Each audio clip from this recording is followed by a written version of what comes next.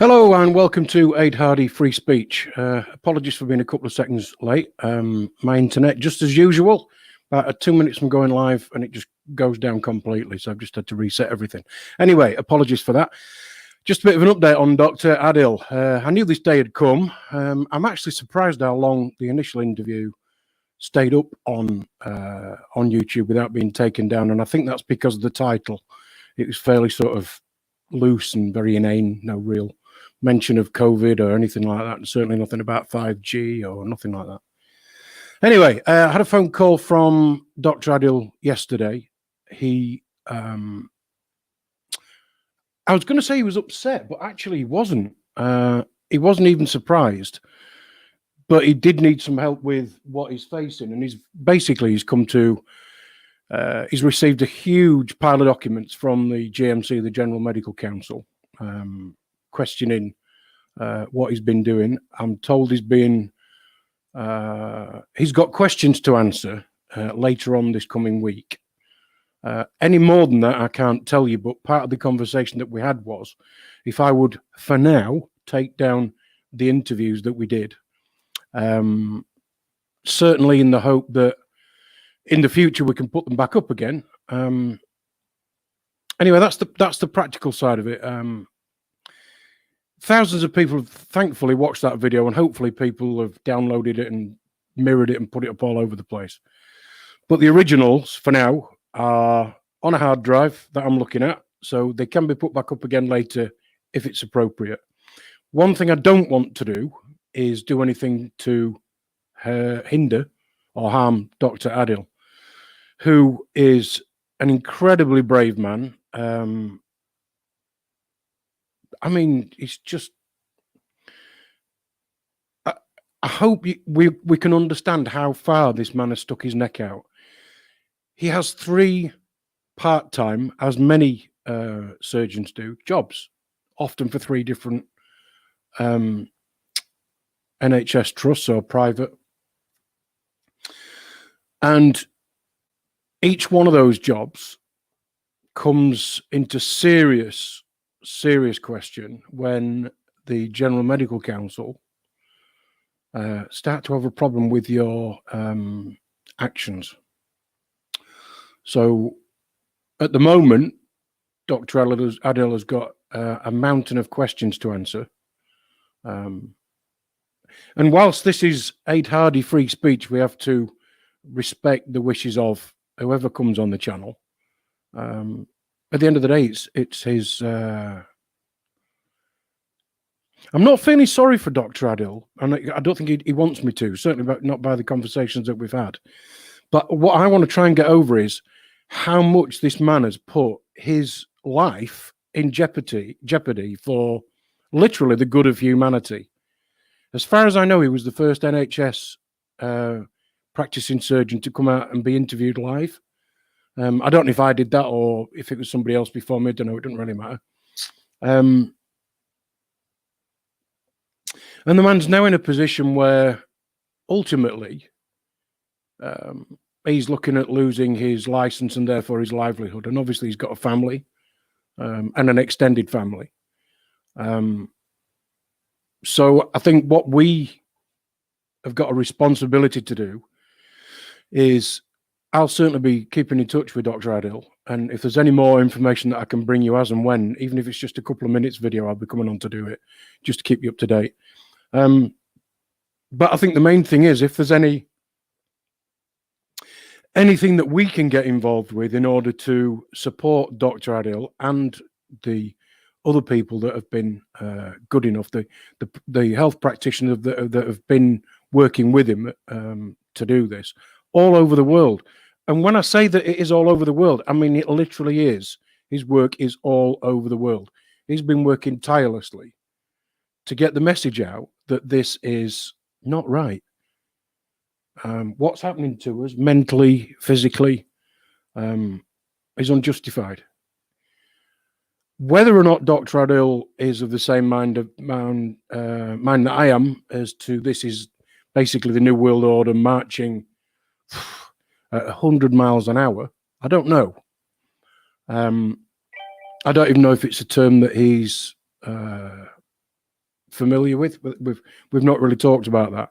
But the initial thing is, for the sake of Dr. Adil's profession, for now, his videos have been taken down. We hope to put them back up again. But for now, until this situation is changed considerably for him, out of respect, we need to take those videos down. I'm just reading what Don Tellenpike's written. You're absolutely right, I think. The GMC heavy mob. Yeah, that's basically what you've got. 30, 40 years ago, might even be more than that, actually, it became possible for students to register or patent any discoveries, and this included in biology.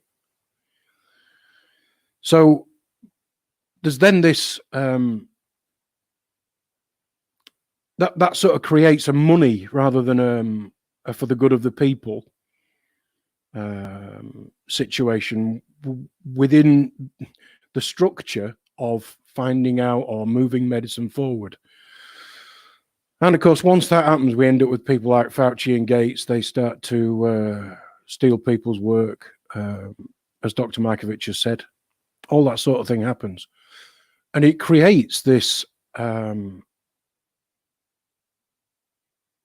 this situation where the money is more important than the people. And even getting funding for anything that mainstream science, because of course the science is settled. Is it? Fuck. Science is not settled. Science is always ongoing. Otherwise, we'd still be using leeches, and we'd still be putting a piece of burning tissue in my ear, and I'd still be going to the barber to be bled. So the science is certainly not settled. And for anybody who steps off the step, it can be a long way down. And Dr. Adil and his the people he works with have certainly done that.